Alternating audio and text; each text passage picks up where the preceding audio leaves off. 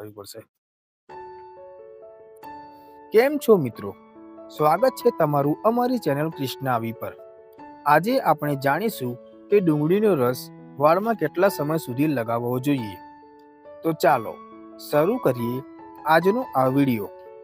ડુંગળીનો રસ હંમેશા વાળ માટે ફાયદાકારક માનવામાં આવે છે। વાળ ખરવાથી લઈને લાંબા વાળ સુધીની સમસ્યાઓ માટે લોકો તેનો ઉપયોગ કરતા હોય છે।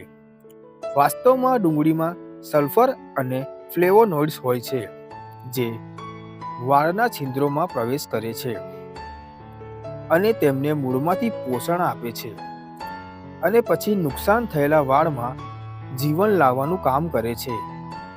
જ્યારે તમે ડુંગળીનો રસ વાળ અને ખોપરી ઉપરની ચામડીમાં લગાવો છો તો તે તમારા વાળને મજબૂત બનાવે છે અને તેને મૂળમાંથી પડતા અટકાવે છે।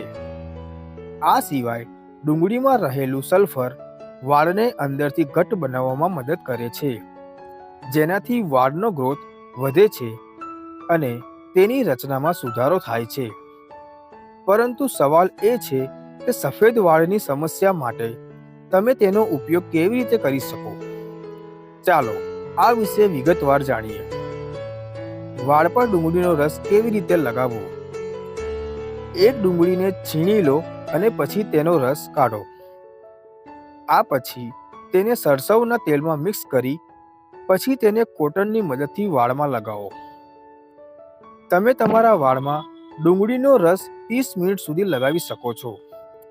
આ પછી તમારે તમારા વાળને પાણી અને શેમ્પૂથી ધોવા પડશે। તમારે આ રસને તમારા વાળમાં આનાથી વધુ સમય સુધી રાખવાની જરૂર નથી કારણ કે તેનાથી વાળ તૈલી થઈ શકે છે અને કેટલાક લોકોની માથાની ચામડી પર ખંજવાળ પણ આવી શકે છે। તેથી આ રસને લાંબા સમય સુધી વાળમાં ન રાખો। ડુંગળીના રસના સફેદ વાળ માટે ફાયદા થાય છે। ડુંગળીમાંથી નીકળતું સલ્ફર કોલેજન ઉત્પાદનને પ્રોત્સાહન આપવામાં પણ મદદ કરી શકે છે જે સફેદ વાળને ઝડપથી કાળા કરવામાં મદદ કરી શકે છે। આ ઉપરાંત કોલેજન તંદુરસ્ત ત્વચા કોષોના ઉત્પાદન અને વાળના વિકાસમાં મદદ કરે છે જે નાની ઉંમરે વાળને સફેદ થતા અટકાવે છે।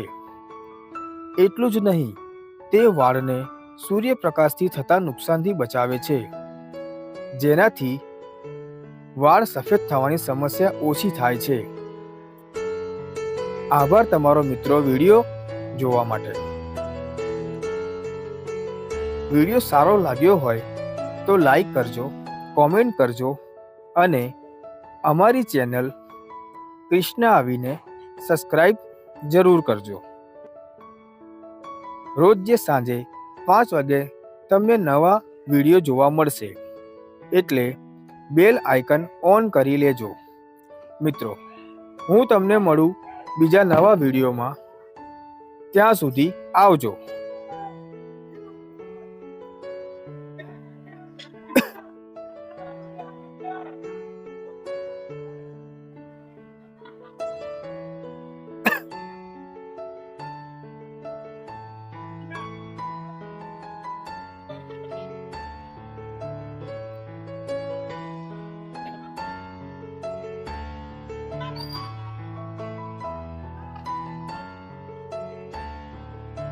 Get out,